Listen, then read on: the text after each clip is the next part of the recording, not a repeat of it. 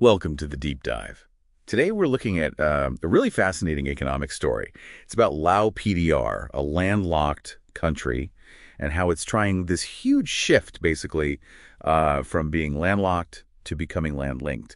We've got some great research here outlining their whole infrastructure strategy. Yeah, it's a critical mission for them because, well, being landlocked, that's not just geography, it's a serious economic drag.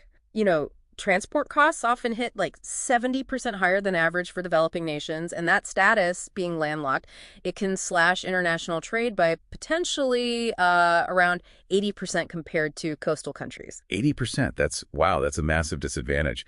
But there's a flip side, right? The research suggests there's huge potential. Like they could maybe even double their exports with the right infrastructure and better regional links. Exactly. That's the promise driving all this investment. Which brings us to the first big area, the actual, physical infrastructure, the concrete and steel. Right. So things like roads, railways. Well, yes, and people often focus on the big, shiny projects, like the Lao-China Railway that got a lot of headlines when it opened, late 2021.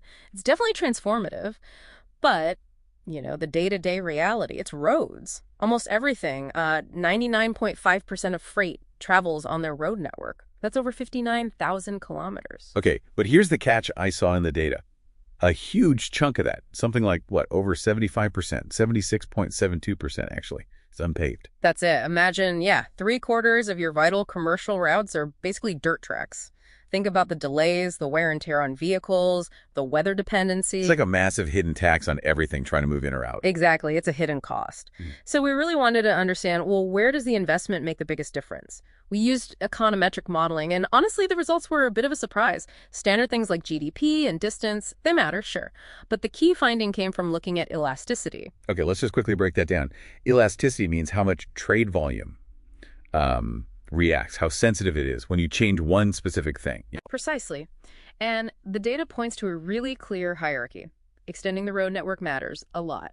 But critically, improving the quality of existing paved roads. That showed incredibly high responsiveness, almost as high as building completely new roads. Wait, hold on.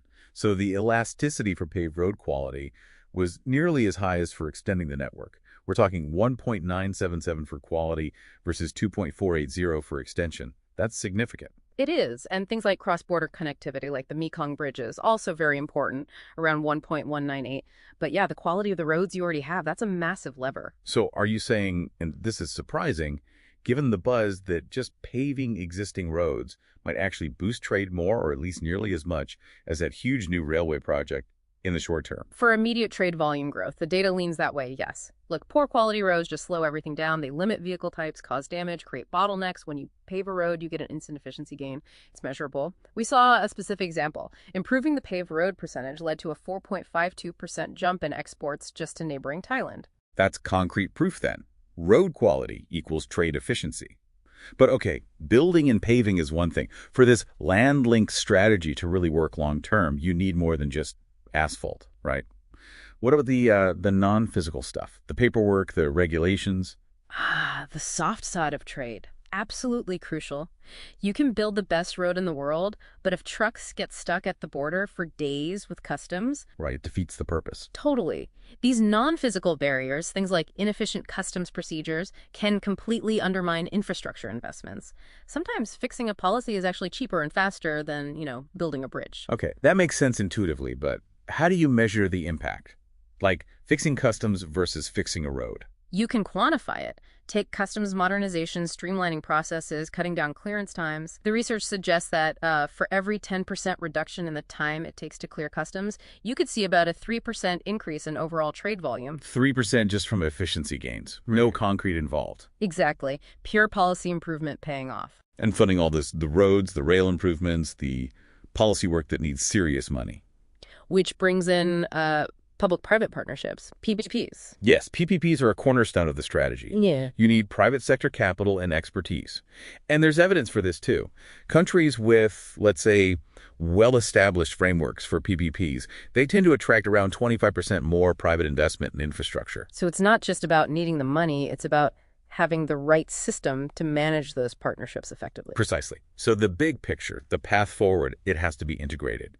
You need to prioritize road quality, yes, but also strategically develop key rail corridors, Yeah. like the Lao-China line, and simultaneously strengthen regional cooperation, like within ASEAN and the Greater Mekong subregion.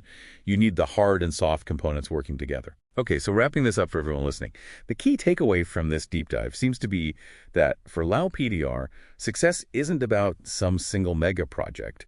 It's more about a smart, balanced approach, focusing strategically on road quality, those vital cross-border links, and crucially, getting the policies and institutions right alongside the physical build. That's the heart of it. It's a lesson applicable anywhere, really. The big, visible projects, the railways, the bridges, they capture attention. But the real sustainable economic shift, that often hinges on aligning those less visible, soft components, governance, policy, maybe digital systems too, with the concrete and steel. Which leaves us with a final thought for you to consider. Yeah, think about this. When you or your organization hits a bottleneck, something that looks like a physical constraint, a slow process, a broken machine, whatever, how often might the real underlying problem actually be hidden in the rules, the procedures, the policy, or just the way things are governed? That's often where the true blockage lies.